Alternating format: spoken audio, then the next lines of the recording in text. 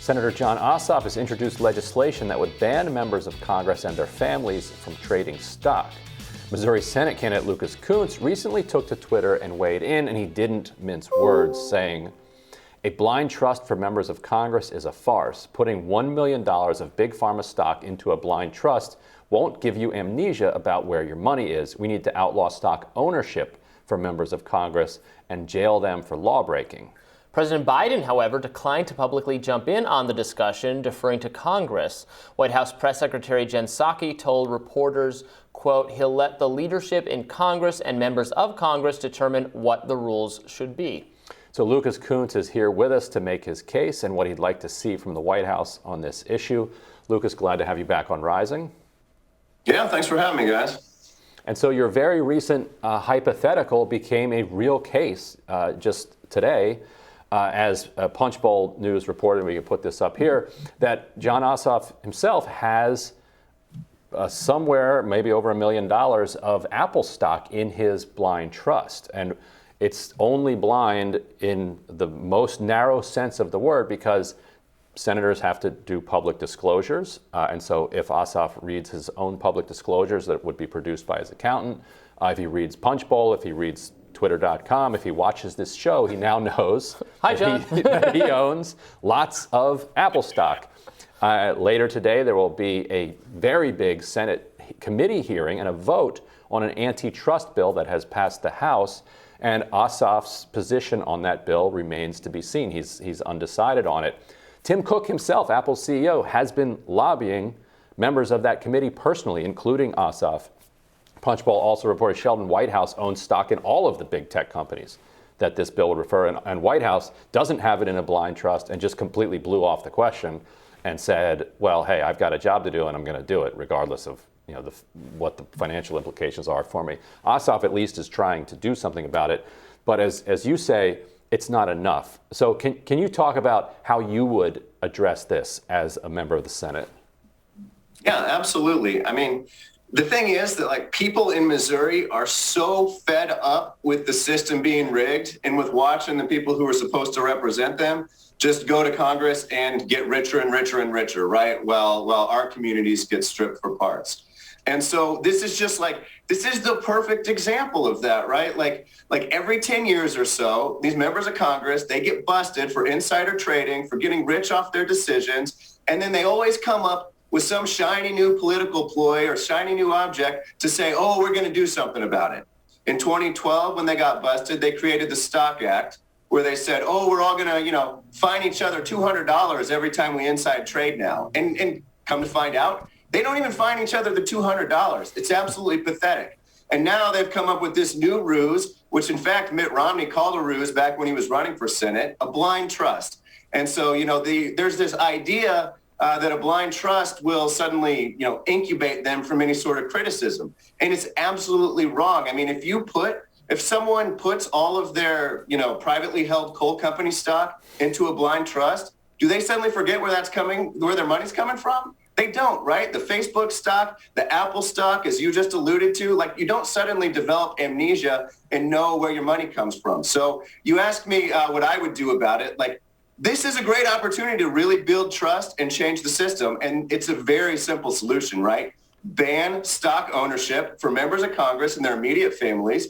And if they violate the law, the penalty for them is the exact same as it would be for you, as it would be for me, and the same as it was for Martha Stewart. You go to jail. Yeah, so this is an issue that I think there could be a lot of cross ideological unity on. I mean, I'm not a progressive or on the left or not a Democrat, but I don't want government political figures to enrich themselves from the knowledge that they have and that the rules that they themselves write for these companies. It seems insane that it would be that way. How can you talk to people on the Republican side to generate some interest in doing something about this?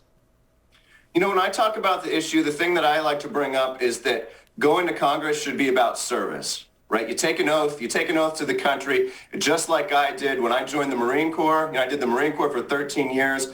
When I joined the Marines, I didn't do it to get rich. I did it to serve, just like my friends did. When I was in Iraq, when I was in Afghanistan, that was about service. when none of us got rich off of it. And it should be the exact same thing if you go to Congress. That's about service. It's about making decisions for the people you're supposed to serve and not your own stock portfolio. And so what we need to do here, when in talking to people, is just bring back that service and make sure that there is no question that they're not getting rich based off of their decisions. And again, it's hard I don't know how to talk to them about it, because clearly we have some very untrustworthy people there who aren't interested in that. And so what we need to do is just fundamentally change who has power. We need to change the system so that they don't have that temptation anymore, which is why it should just be illegal to own stocks. Yeah, and the point you're making exposes the similarities between, quote, trading stocks, but then also owning stocks. And we've seen a lot of coverage of people, members of Congress, who trade off of information that they have. Richard Burr famously comes out of that meeting about coronavirus, gets on the phone with his broker, all of his stocks are sold. He calls his brother-in-law sells all his stocks. So that's trading on inside information. But the ownership question is really important too. Joe Manchin, when he's been criticized for taking $500,000, his immediate family, $1 million a year from the coal company that he owns, he says, well, the coal company is in a blind trust. The coal company is run by his son, Joe Manchin IV. That he knows that his son runs this company. He knows that he continues to own this company. So saying that it's in a blind trust just asks the public just to accept way too much. Like, what does that even mean to say that a coal company is in a blind trust? When you talk to voters out there, where does this issue resonate on kind of a ranking of things that get people fired up? It's absolute madness. And it's with, like I said before, it is the epitome of why people have no faith and no trust in their institutions or in their government. And so this is the rigged system. And, when Nancy Pelosi got up there a month ago and said, when she was asked about insider trading by members of Congress, her response was, it's a free market. They should be allowed to do it, right? For me and for the people in Missouri, that just sounds like let them eat cake. I mean, we know that they have inside information. We know that they're cheating. We know that Martha Stewart went to jail for this. We know we would go to prison for this. And they don't have the same consequences. They never have the same consequences. It's like that with elites across our society. And that's why there's no faith and trust in institutions. It's why, charlatans can just run boatloads of lies through our society, and it actually sticks because we have failed in so many ways. And again, this is an opportunity to rebuild trust, and you're seeing them not take it. You're seeing them come up with another ruse, another fake way to try to buy our trust, another political ploy, and it's not going to work. And we're never going to we're never going to get to where we need to get if we just keep coming up with these false, fake solutions. Oh, and also real quickly, you've paid close attention to antitrust policy. So this hearing is happening kind of as we speak.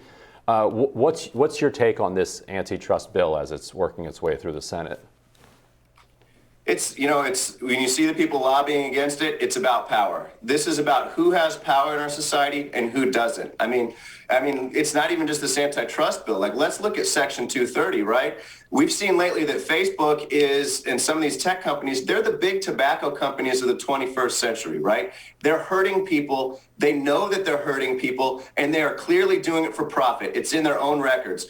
And one of the big differences, though, is that you could sue the tobacco companies back in the day. Now you can't even sue big tech because, Congress wrote a measure into law that said they can't be sued, and they won't repeal that. So there's no justice for people. It's another example of the system being rigged against all of us and not working for us. I don't like that metaphor, though. I mean, there are millions of people who are dead because of big tobacco.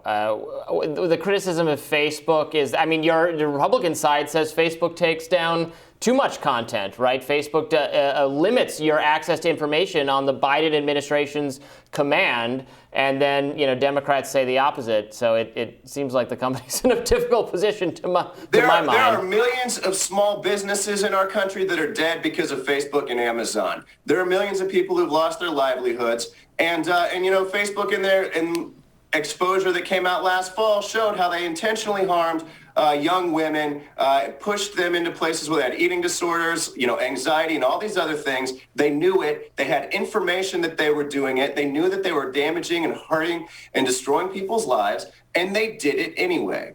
It's the same thing. I mean, if you want an exact analogy, I guess we could talk about the opiate industry or someone else. But here, the real trick is the fact that these people have power and they can't be sued because they have that power, and the rest of us are helpless in front of it. Well, Lucas, thank you so much for joining us. We got to wrap, but we really appreciate it. Thanks for having me. And tomorrow on Rising, Hill reporter Rafael Bernal will discuss Joe Biden's dipping approval rating among Hispanic voters, and Team Rising will weigh in on whether the end of the pandemic is in sight. Plus, the director of the New York Working Families Party gives her assessment of Governor Kathy Hochul and Mayor Eric Adams' job performance. Don't forget to like, share, and subscribe so you never miss any of our videos, and we'll see you all tomorrow. Thanks for being with us. See you then.